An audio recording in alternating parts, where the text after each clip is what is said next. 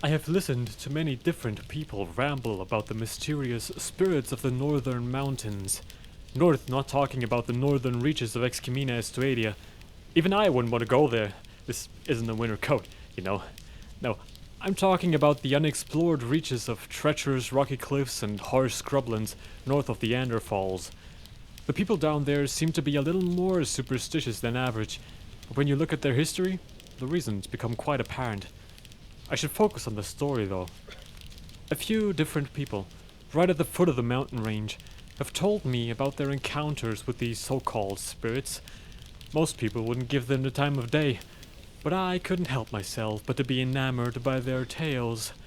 Each little community would have at least one person claiming to have seen them, but I could quickly deduce that most of them were spinning lies, searching for recognition in a world devoid of warmth, physical and emotional. You people up here live in some harsh conditions, but you treat everyone like family. The folks down there, not so much.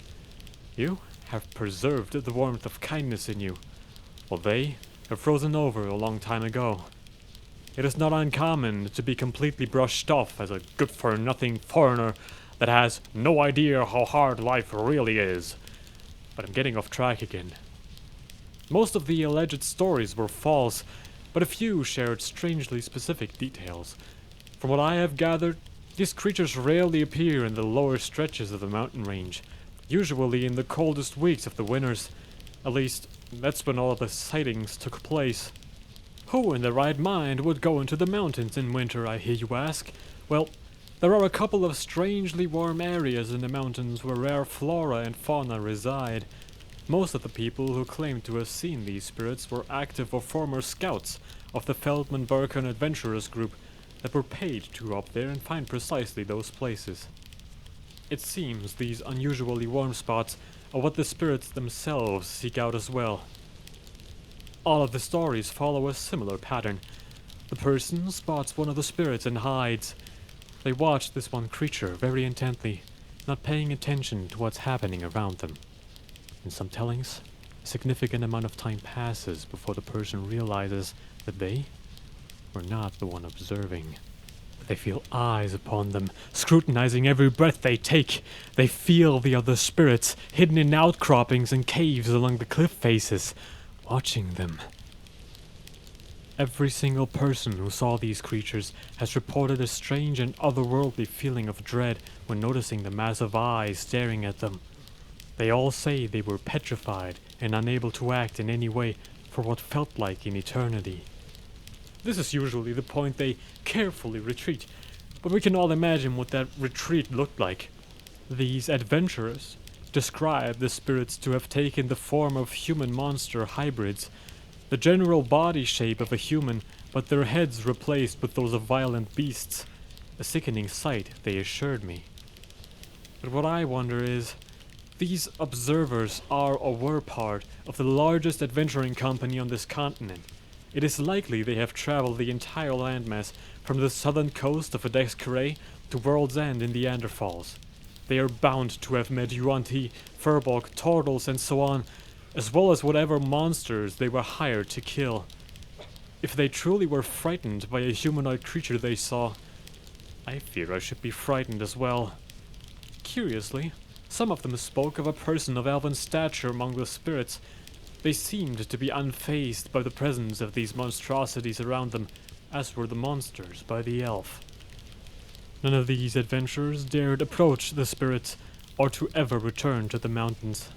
Seeing things isn't that hard, unless you're blind. No, understanding what you saw is the true challenge, and I have brought a few theories held by the locals.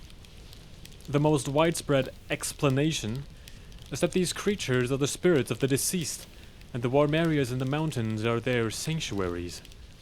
The singular spirit each of these people have seen are either an important person to the observer, or a part of their own soul already waiting for them.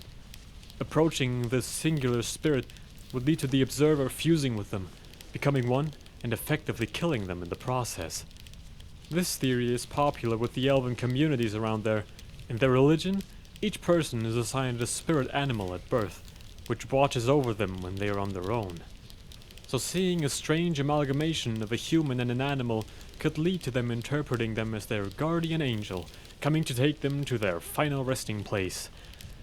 Though I wouldn't call being killed by your guardian good protecting. Another explication held by the more pragmatic residents is that of a cult-like organization.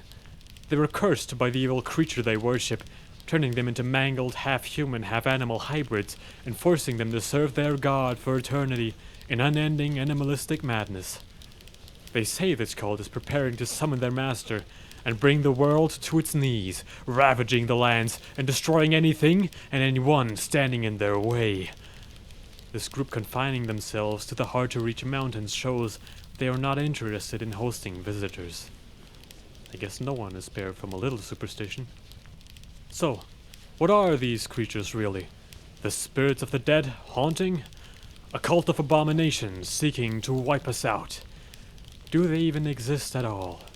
I cannot tell, for I am no adventurer, magister, or omniscient being. I am but a humble storyteller. But it's getting late, and I have no interest in being frozen to this log bench. It's time for me to take my leave. What I want you to remember is to always love yourself, no matter the situation you might find yourself in. Now, farewell, my friends, so that we meet again. Another place, another time.